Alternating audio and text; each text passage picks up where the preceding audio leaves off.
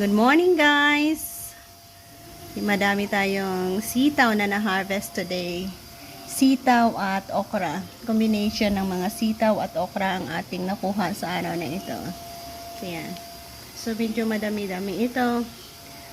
Para Ayan for sale tayo guys.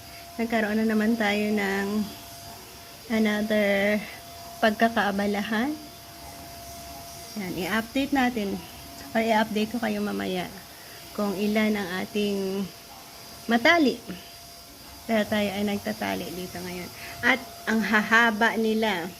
So sa mga mahaba, binibinta natin yan ng piso. Sa mga medyo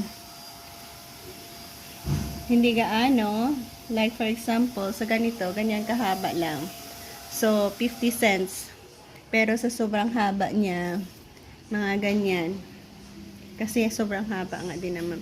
Piso ang bintahan ko nito. Ito ay piso, and then sa half size ng ating pinakamahaba, 50 cents. Yan. So for sale tayo. And continue ang ating pagtali. At natapos na natin lahat itali. So, mayroon tayong, i-count natin kung ilan. 1, 2, 3, 4, 5, 6, 7, 8, 9, 10, 11, 12, 13, 14, 15, 16. So, mayroon tayong 16 na natali dito. And mayroon din tayong extra na medyo red check.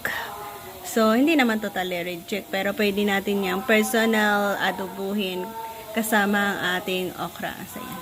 Isa sa happy gardening ang pag-harvest at ang pag-share. So, thank you again. And hopefully, lahat ng inyong menu na gagawin sa ating sitaw na ito ay the best.